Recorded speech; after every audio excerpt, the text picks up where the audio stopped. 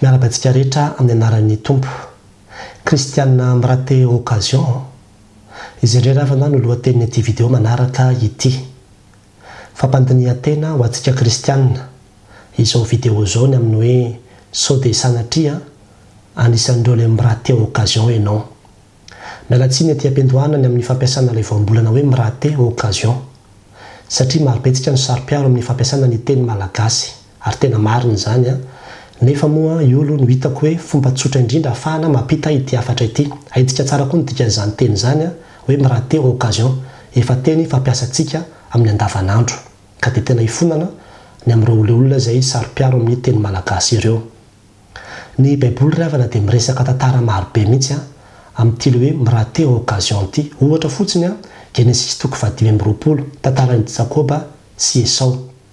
Esau no zokiny ary tompo-pahasoavana manokana izay nomen'Andriamanitra azy izany. Nefa dia indray maka avy nandeha nihaza izy nona reraka avy any dia nangataka sakafo tamin'ny zandriny. Dia hoy ilay zandriny manao hoe amidio amiko ary aloha ny fizokinao. Dia hoy Esau, indro ho faty aho ka mahasoa inona izay fizokiana. Tena no ama ivaniny no tsy nitsoniaviny ilay fahasoavana izay nomen'Andriamanitra azy ao anatin'izany. Tahaka ny hoe olona ho faty ihany ka atao inona moa izany fa dia sakafo aloha izao no mahamaika ka dia amin'ny anany sakafo ary fa dia amidiko aminao ilay izy. Nanao vava ren'Andriamanitra. Tena votsitra teo anatrehany tokoa io fizokiana io ary dia taty aoriana nanenina izy. Nanenina tongotra matanana. Ry havana, miraté occasion Esau. Ary tena fampandinihan-tena ho antsika izany. Tsy hitany ilay sarobidin'ilay fahasoavana ka natakalony sakafo iray vilia fotsiny ihany. Tahaka izay koa aty amin'ny testamenta vaovao tantaran'i Jerosalema any amin'ny Luka 7:10. Tena nitomany Jesosy rehefa nanakaiky an'io tanàna io satria io tanàna io dia tanàna tena tian'Andriamanitra, novidian'Andriamanitra, niangaran'Andriamanitra raha izay no azo atao amin'ny tanàna rehetra mihitsy. Misy ny tempoly ary io Jerosalema io raha mbola hoe raha toriana ny filazantsara dia mbola hoe Jerosalema aloha izay vao Jodia. Mbola ao no manomboka ny fitoriana ny filazantsara. Io ilay nambaran'ny tenin'Andriamanitra hoe ry Jerosalema izay mamono ny mpaminany izay efa nirahana tao aminao. Impiry moa rehefa tahambombanao tahaka ny fambomba ny reneko ny zanany fa tsy nety ianao. Niala nenina foana tamin'io tanàna io Andriamanitra ary amin'io fotoana resahan'i Jesosy io Luka 7:20 dia ilay Andriamanitra mihitsy, ilay zanak'Andriamanitra mihitsy no mamangy an'io tanàna io. Fa tsy hitany izany, tsy fantany izany, tsy tsapany izany. Hoy Jesosy tompo manao hoe raha mba mahafantatra matsy ianao na dia amin'ity andro ity ihany aza ny amin'ny atao hoe fiadanana fa indro ankehitriny miafina amin'ny masonao izany. Ny olona rehefa miraté occasion dia izay mihitsy. Mandalo eo anatrehany mihitsy ilay fahasoavana. Eo anatrehany mihitsy ilay izy fa tsy hitany, tsy tsapany. Ary hoy izy manao hoe satria tsy tsapanao izany ilay fiadanana dia ho avy aminao ara izany ny korotana. Ho avy aminao izy ny andro izay hanangana ny fahavalonao tovy tany manodidina anao dia hanemotra anao izy ka hanidy ianao manodidina ary hamongotra anao hatramin'ny tany mba amin'ny zanakao ao anatinao ka tsy averan'isy vato hifamongoa ao aminao ho valiny tsy nahafantaranao ny andro namanginana anao. Izany hoe rehefa miraté occasion anao dia hoe tsy hoe miraté dia samy vitako rehefa raté dia raté, tsy izay fa tena misy valiny io. Ho valiny tsy nahafantaranao izany hoe valian'Andriamanitra ianao noho ny amin'izay hoe fanamavonao ny fahasoavana izay fanomen'Andriamanitra anao izay. Tsy hitanao ilay izy, tsy fantatrao ilay izy, tsy nisokatra ny masonao natao anatin'izany rehetrarehetra izany, tsy noraisinao izay azo lazana azy koa dia misy valiny izay zavatra izay. Ary izany andro ravana dia te hitaona ny saintsika tsiraray avy fa tena be deaibe ny olona miraté occasion. Ohatra fotsiny misy ankizy manana ray aman-dreny izay tena mbola vonona mpianatra nefa dia mijanona tsy mianatra tsotra izao fotsiny nohony amin'ny akamoana varim-bahina amin'ny zavatra tsy misy dikany. Mbola haneny ny reny ankizy ireny any aoriana any satria maninona miraté occasion. Misy ny olona salama tsy mahatsapana sarobidin'izay fahasalamana izay mihitsy raha tsy efa ny ambony fandrinany ny hopitaly fa dia miriharihy fotsiny amin'izao tsy mahay misaotra an'Andriamanitra, tsy mankasitraka, tsy mahay mianoka mandray an'izay fahasoavana izay ho tena fahasoavana fa tonga amin'ny fomba fiteny hoe take it for granted. Ohatry hoe mieritreritra hoe zavatra efa tsy maintsy voaray fotsiny izany, mandehandeha ho azy fotsiny izany fa tena fahasoavana izay tena mila raisinao amin'ny fankasitrahana ary ampiasainao amin'ny fahendrena. Dia tahaka izany koa ny fotoana. Amin'izao fotoana ny confinement izao tena manam-potoana be ny olona.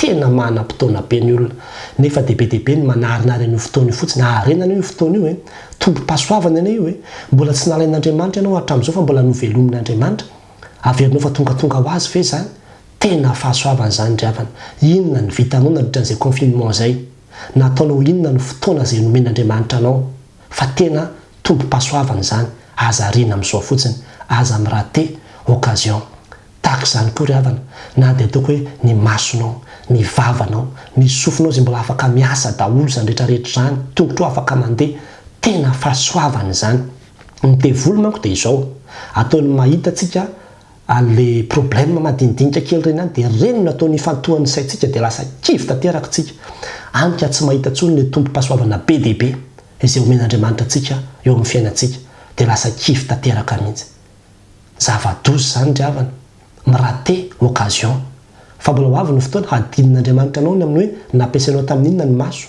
ny sofina ny vava izay nomeko anao araka ny tokony ho izy ve dia tahaka izany koa na dia izao toriteny tonga aminao zao ary tombo-pasoavana ane zao tsy ny olona rehetra ane mahainao zao toriteny zao tsy ny malagasy rehetra fa ianao tian'Andriamanitra manokana ianao matony men'Andriamanitra an'izao fotoana zao fitaovana izao ahafahanao mandray an'izao afatra izao tena ararotinao ve zany ny soratra masina zay ampelantanantsika fahasoavana ane zany be dehibe ry havana rehefa ho tany sainy hoe fahasoavana zay omen'Andriamanitra atsika io na dia ny zanaka be dehibe ny mangataka fa tsy mahazo indraindray manko tsika amin'ilay olana kely n'ilay zanaka dia iny ny tena atao dridrangilo be eo fa tsy hitantsika mihitsy ilay albean'ilay fahasoavana zay omen'Andriamanitra atsika ary tena hoe zavatra ilaina eritreretiny zany diniana lalina ny amin'ny hoe sao dia mba mirate occasion ary aty fa tena be dehibe ny olona mirate occasion ny amin'ny hoe indraindray le olona any ambanivohitra kely any amin'ilay tanàna tsisy fandriampahalemana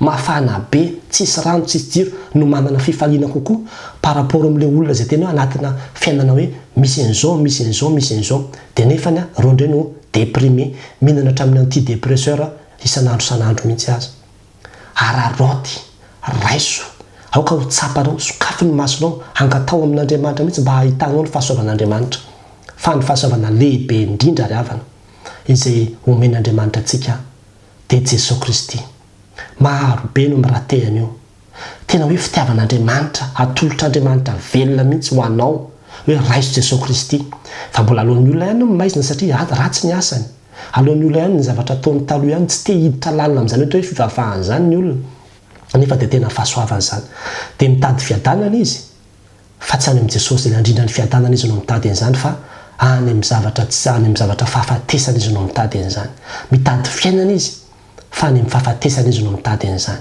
any amin'ny vola ve ny titavany eo an'izany ny zavatra rehetrarehetra zany nefa Jesosy mandondona ambaravarany fonao mirate occasion tena be dehibe ravana no mirate occasion ary misy fiatraikany io misy vokany io nenina mandrakizay zany ny vokatry ny hoe mirate occasion satria nahoana hitantsika tsara fa nisy fotoana ao anatin'ny soratra masina nanao fanoharana Jesosy amin'ny hoe talenta nomena talenta zao ho avy ny fotoana ho adinon'Andriamanitra aminao nampiasainao tamin'inona ilay talenta dia fatantsika tsara ny toen'ny tantariny fa amin'ny hoe natsipy tany amin'ny fikotrohanify ilay olona zay tsy nampiasa ny talentany tena mila fandinihan-tena ry havan'izao fotoana iainantsika izao be loatra ny occasion verivery fotsiny ary ny devoly koa mamelivily ny saintsika tsy hahita ny fahasoavan'Andriamanitra io ary dia lasa mifantoka amina problème ny olona amin'izao mifantoka amin'ny zavatra tsy misy dikany tsy mahatsapa tsony hoe na dia ny fahafahako mbola manetsika ny tanako ary dia efa fahasoavan'Andriamanitra na dia ny fahafahako mbola mifoka ny rivotra io tsy mianana difficulté respiratoire dia efa mbola fahasoavan'Andriamanitra zany ny zavatra rehetrarehetra tena hoe rehefa tena hitany masonao amin'ny masom-panahy dia tena fahasoavan'Andriamanitra daholo zay tokony hisaorantsika sy hanomezantsika voninahitra an'Andriamanitra ary raisintsika amin'ny fifaliana sy amin'ny fiadanana mihitsy ny zavatra rehetrarehetra dia tena mandasantsika androany angatao ny fanahin'Andriamanitra anokatra ny masonao isan'andro ahitanao ny fahasoavan'Andriamanitra araka ilay tenin'Andriamanitra any amin'ny Korintiana voalohany toko 2:12 manao hoe fa isika tsy nandray ny fanahin'izao tontolo izao fa ny fanahy izay avy amin'Andriamanitra mba ho fantatsika izay zavatra nomen'Andriamanitra atsika tena maro be ny zavatra izay nomen'Andriamanitra anao maro be fa aza dia hoe io le problème sy le zavatra kely tsy ananao io foana no atao dridrangilo amin'ny vavaka izay atao fa tena jerevo amin'ny masom-panahy reo le fahasoavana be dehibe ireo aza amin'ny raha teo occasion fa tena ampiasao raiso iaino hifalio fa tombo-pasoavana fitiavana manokana homen'Andriamanitra anao zany ho an'Andriamanitra ny voninahitra amen.